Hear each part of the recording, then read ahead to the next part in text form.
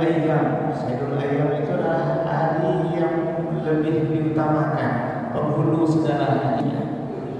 Bahkan ibadah-ibadah yang kita lakukan pada hari Jumat kemarin itu Allah lebih utamakan.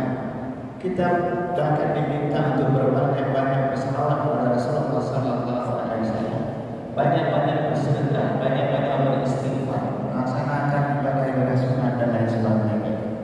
Kemudian mendatang di masjid untuk menghadiri sholat Jumat berjamaah. Di antara bulan-bulan yang ada, Allah memuliakan bulan Ramadan. Syahrul Ramadan alladzi unzila fihi al-Qur'an lin-nas wa bayyinatin minal huda wal furqan. Allah memberi kemuliaan kepada bulan Ramadan, di mana pada bulan ini Allah mewajibkan kita berpuasa. Allah melipat gandakan pahala yang kita lakukan pada bulan itu. Kemudian Rasul ada yang lebih utama oleh Allah Subhanahu wa taala, yaitu ulul azmi. Yang paling berat cobaannya, yang paling berat perjuangannya adalah Nabi ulul azmi. Dan di antara Nabi yang ulul azmi itu Allah memuliakan satu orang di antaranya, yaitu Nabi Muhammad sallallahu alaihi wasallam. Allahumma salli ala sayyidina Muhammad wa ala ali sayyidina Muhammad. Suatu saat nanti hadirin Allah, manusia akan mendatangi Nabi Adam alaihissalam, meminta kepada Nabi Adam alaihissalam untuk memohon kepada Allah Subhanahu wa taala, minta perlindungan, pertolongan dan lain sebagainya. Maka Nabi Adam mengatakan, saya tidak sampai ke makam tempatnya Allah Subhanahu wa taala pada posisi agar bisa mampu memohon kepada Allah Subhanahu wa taala. Kemudian mereka akan mendatangi Nabi Ibrahim alaihissalam. Nabi Ibrahim alaihissalam juga menyatakan tidak mampu membantu. Kemudian mendatangi Nabi Musa alaihissalam. Nabi Musa pun juga mengatakan seperti itu.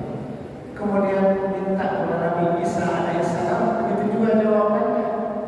Maka hanya Nabi Muhammad sallallahu alaihi wasallam yang mampu memohonkan, meminta kepada Allah Subhanahu wa taala. Inilah Nabi yang dimuliakan oleh Allah Subhanahu wa taala. Nah, penghulu segala nabi, Nabi Muhammad sallallahu alaihi wasallam. Kemudian hadirin Allah, di antara kelompok umat-umat yang ada, maka kuntum khairan ummah ukhrijat lin-nas ta'muruna bil ma'ruf wa tanhauna 'anil munkar. Di antara umat-umat yang banyak diciptakan oleh Allah Subhanahu wa taala, maka kuntum khairan ummah. Siapa itu khairan ummah? Umat Nabi Muhammad sallallahu alaihi wasallam. Umat Nabi Muhammad sallallahu alaihi wasallam ini mendapatkan keistimewaan dari Allah Subhanahu wa taala. Mereka yang akan lebih dulu masuk surga dibandingkan dengan umat-umat yang lain. Kemudian Allah, di antara 12 bulan yang diciptakan oleh Allah Subhanahu wa taala, ada 12 bulan yang diciptakan oleh Allah Subhanahu wa taala. Kata Allah dalam surat At-Taubah, inna iddatash syahri 'inda Allahi 12 syahran fi kitabillahi yawma khalaqas samawati wal ardh minha arba'atun hurum. Di antara 12 bulan yang diciptakan oleh Allah Subhanahu wa taala itu ada 4 bulan yang Allah jadikan bulan haram. Ada 4 bulan haram. Apa itu bulan haram? Bulan yang Allah mengharamkan kezaliman di dalamnya. Bulan yang Allah muliakan, bulan yang Allah lipat gandakan pahala, termasuk juga dosa kalau seandainya kita melakukannya. Apa saja itu bulan haram? Bulan haram itu adalah Zulqa'dah, Zulhijjah, Muharram, kemudian apa lagi? Bulan Rajab. Ada 4 bulan. Sekarang kita berada pada bulan Zulqa'dah. Beberapa hari lagi kita akan sampai kepada bulan Zulhijjah. Hadirin Allah, bulan Zulhijjah ini atau bulan Muharram, bulan haram ini adalah bulan yang Allah Subhanahu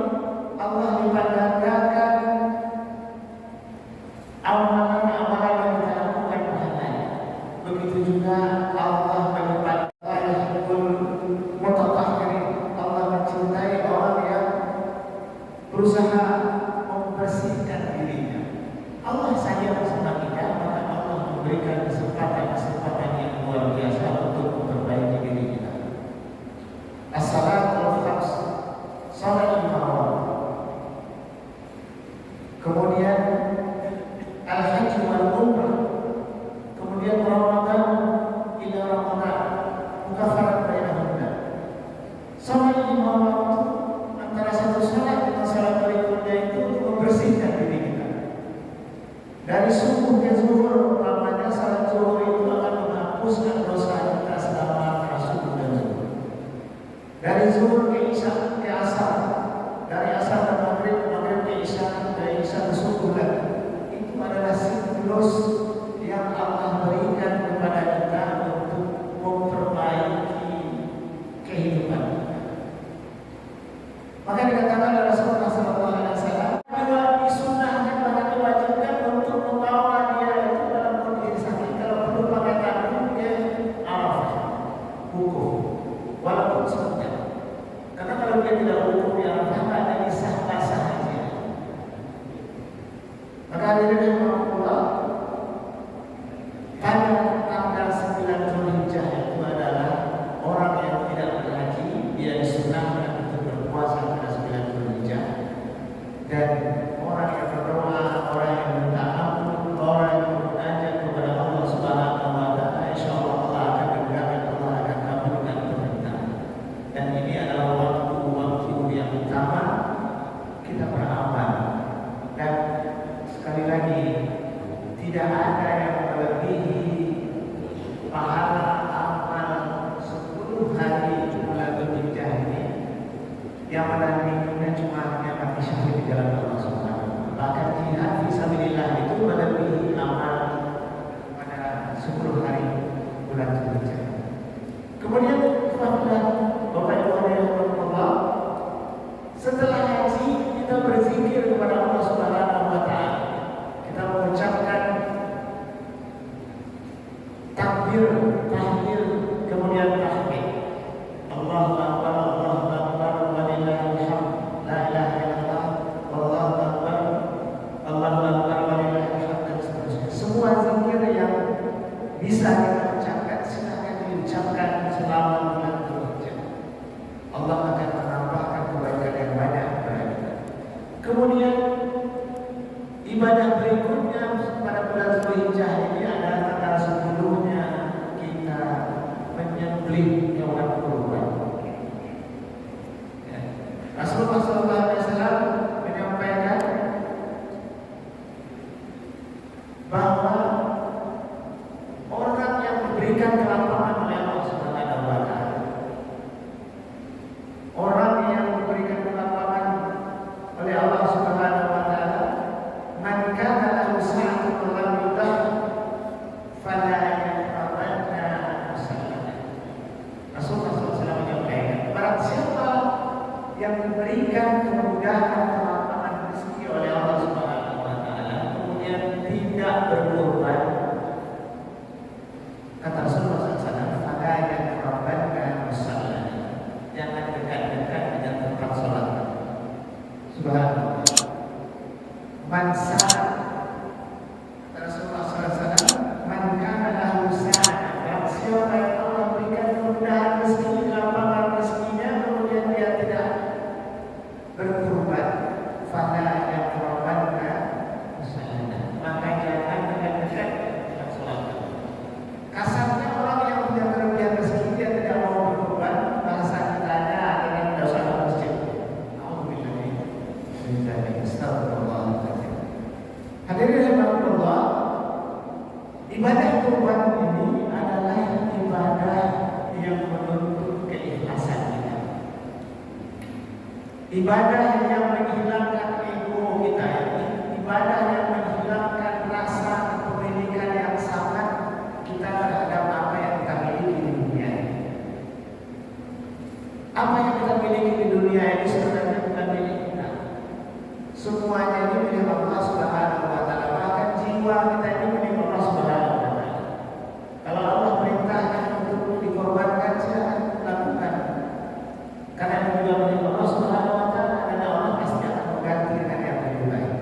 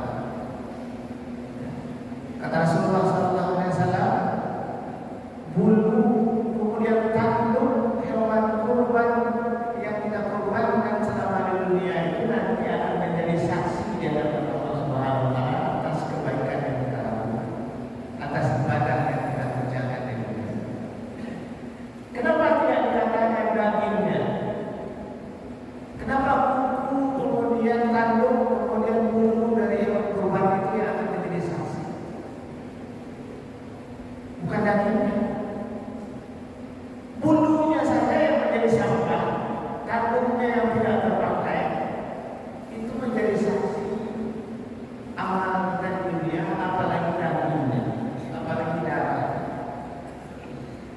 Maka pengorbanan atau hewan kurban yang kita korbankan pada tanggal 10 Zulhijjah atau tidak mampu kita lakukan tanggal 11, 12, 13 Zulhijjah itu akan menjadi saksi nanti di hadapan Allah, dan bahkan akan menjadi hewan tunggangan kita nanti di padang mahsyar, di mana tidak ada negara, di mana kita akan membutuhkan sesuatu yang akan mengantarkan kita ke suatu tempat. Maka hewan kurban itu insya Allah akan menjadi menjadi kendaraan kita pada mahsyar. Maka hari ini Allah, saya mewasiatkan kepada diri saya sendiri dan kita bersama, mari kita bersama-sama untuk siap berkorban di dalam Allah Subhanahu wa taala. Mengorbankan apa yang kita miliki demi ketaatan kita kepada Allah Subhanahu wa taala, demi melaksanakan perintah Allah Subhanahu wa taala.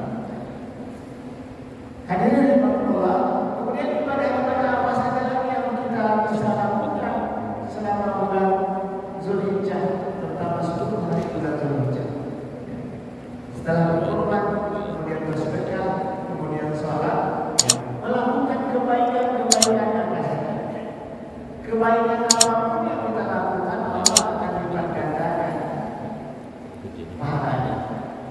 Dia bulan haram, di antara bulan haram itu bulan Zulhijjah lebih utama, karena semua amal unggulan, amal utama, ibadah utama di dalam Islam itu berada pada bulan Zulhijjah. Maka mari kita berniat minta kepada Allah Subhanahu wa taala agar Allah melancarkan usia kita mampu menjalani amalan seluruh amalan yang ada pada bulan Zulhijjah. Kita berniat kepada Allah Subhanahu wa taala agar Allah menyampaikan umur kita dan mampu melaksanakan semua. Karena diulangi sekali lagi bahwa keutamaan pahala yang akan kita dapatkan itu melebihi jihad fisabilillah. Di bawah sedikit orang yang mati syahid, subhanallah. Jadi subhanallah, mungkin ini yang bisa saya sampaikan. Hadirin Allah, semoga kita mampu mengoptimalkan amalan-amalan selama bulan Zulhijjah. Allah Subhanahu wa taala memberikan kesempatan yang begitu banyak kepada kita, peluang-peluang amal yang begitu banyak kepada kita, maka semua peluang itu mari kita manfaatkan sebanyak mungkin. Peluang hari Jumat, peluang melaksanakan amal ibadah setiap hari, sholat 5 waktu, peluang selama bulan Ramadan, peluang selama bulan haram, 4 bulan yang ada dalam penanggalan Islam, bulan Zulqa'dah, bulan Zulhijjah, bulan Muharram, kemudian bulan Rajab, bulan yang dimuliakan oleh Allah Subhanahu wa taala. Pada bulan Zulhijjah saatnya kita meningkatkan ibadah kita. Ada kurban di sana, ada haji di situ, haji dan